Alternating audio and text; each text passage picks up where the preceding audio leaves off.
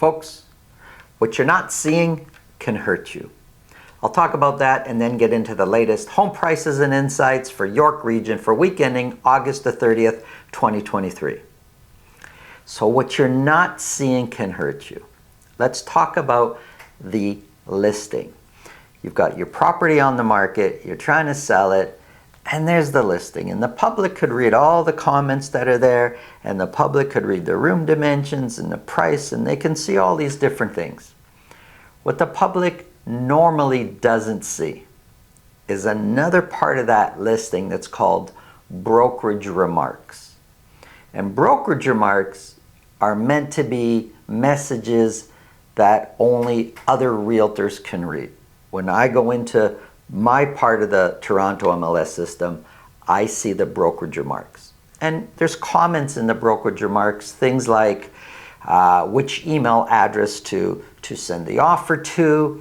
There's other remarks in there that'll say the offer date and the time. And there's certain special remarks for realtors only. These are not necessarily top secret. To be honest, I don't even know why half of them are there. But that's just the system we're dealing with right now. But sometimes there's remarks in there that work against the seller. For example, if in the brokerage remarks it says, must sell, I'm thinking, what's going on? And that's where conversation and even more research comes in. Or one I recently read that said, must sell by such and such a date, seller moving out of the country. Could you imagine? That's written for realtors to read. Do you know how much more negotiating power that buyer has knowing this information? You're totally stripping the seller of any kind of negotiating power they have. Now, the seller could be in a distressed type of situation or in a must-sell type of situation, but you're advertising it in the brokerage remarks. Now, the public doesn't see this, the realtor sees this. The real problem with this, apart from what I just said, the seller's losing negotiating power by those remarks, is the seller doesn't even know. The seller is not many times given the full listing. They're given what the public sees, or the seller will go on all these other public property search sites and the brokerage remarks aren't there. They're hidden. It's just between realtors. So the seller doesn't even know this is going on. My advice, you go on the market, ask for the full listing. You want to see what's written in the brokerage remarks, and you want to feel good there's not information in there hurting you. And if there is information there that you're not sure of, ask your agent saying, hey, why is this written like that? It's better you get an explanation, and then you can decide if it makes sense to you or not. But those brokerage remarks, what you're not seeing and reading, can hurt you many times. If you feel this video can help somebody you know, please pass it along. If you get value from what we're talking about here, subscribe. And if you want to speak with me about your real estate situation, selling, buying, in the description below this video, there's my calendar. Click on that, book a time that's convenient for you, and we'll talk about whatever's on your mind. Now, let's get into the numbers.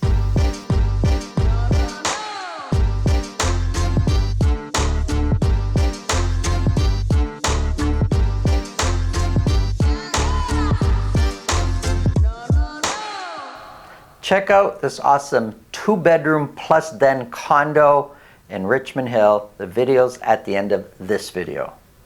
There's some strange things happening across York Region. It's tough to explain sometimes, and the expression that comes to mind is, it is what it is. So let me go through it and let's see if we can make sense of it. Well, right off the bat, I'm seeing, okay, Vaughan and Markham, prices, average, these are average sold prices for detached properties. Vaughan and Markham kind of went down for week ending August 30th, but Richmond Hill shot way up for 2 weeks in a row now. Doesn't make sense, but this is what's happening. Now, I should mention that week ending August 30th, this is the week prior to the Labor Day long weekend. Now, I often will talk about long weekends and talk about the sales, and things are a little bit off for the long weekend. It's a short week. Labor Day long weekend is kind of like the week before Christmas. There's so much on people's minds that Labor Day weekend. It's back to school, back to work, back from vacations to get ready for back to school, back to work. The week before Labor Day, crazy things going on. So let's get started. We got Vaughan here, detached properties only. 13, that's it. 13 detached properties were sold. 2 of those were at $2 million or more. Average sold price, $1,603,000. 1,603 is 7% lower than where we were a year ago at this time. The median price of $1,510,000 is, where are we here? 7% lower than where we were a year ago. Now, when we look at the average sold price, and I'm looking at the dotted line right now, which is a 4-week moving average, it's kind of difficult to see a trend. Now, overall, we know prices have been coming down, but it's tough here over 3 months to really kind of spot a trend because we've had some of these peaks and valleys. But the median price, it's pretty clear, has been trending down. 13 were sold. It's not a lot. 23% of those sold at list price or more. I can tell you that the percentage that we're seeing now is much lower than the percentage where we used to be at, where properties are selling at list price or more. Active listings has been trending up, but a very, very common trend is for this 1 week, active listings is lower, and you'll see that almost in every part of the GTA, and that's just because the last week of the summer or the last week before Labor Day, lots of properties either get terminated or expire at that time. So they come off the market. Many of those will come back on the market after Labor Day, on the other side of Labor Day. Months of inventory for York region shot way up to 5.4. That's not a real accurate number. It's just because sales dropped so much for this 1 week, and the formula calculates if we're selling 13 properties every single week over the course of the month, how quickly are we going to go through the inventory, or how much inventory do we actually have? That's what months of inventory is. Well, it's taking 13 sales and assuming that's what's going to stay at. That's why months of inventory shot way up. But overall, months of inventory has been increasing. Here's Richmond Hill. Sales were dropping. The previous week, we sold 12, and 4 of those sold at list price or more. Well, the week before Labor Day, where most of the GTA is calming down, Richmond Hill wakes up and practically doubles everything from 1 week to the next. So 22 properties were sold. 22 detached properties were sold. 8 of those were at $2 million or more. Average sold price shot way up. It was already high from the previous week. It's now a little bit higher to $2,366,000. Be careful. I don't want you to think that your property just all of a sudden increased in value. It's really a combination of what's been sold here. Compared to last year, 2,366 is 33% higher than where we were a year ago. The median price is 10% higher than where we were a year ago. And when sales are this slow and you have some of these luxury properties, you're going to get the peaks and valleys, so it's really tough to see the trend of where prices are. When we look at the overall trend, we know prices have been coming down, but different price points are behaving differently. 22 were sold this 1 week. Look, 64% sold at list price or more.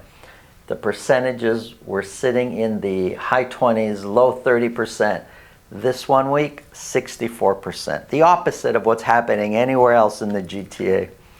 39 were listed. Again, active listings was going up, but this 1 week came down. Months of inventory sitting at 2.7. Well, The previous week it was 5.4. It took, I think it was 12 sales we did. Now we did 22, and it's assuming if we continue to do 22 sales, well, we've got 2.7 months of inventory available for sale. Here's Markham.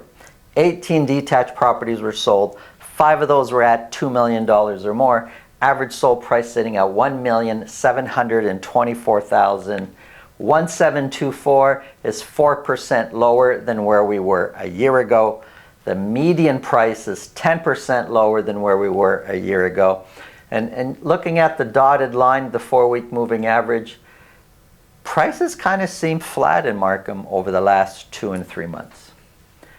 18 were sold, 44% sold at list price or more.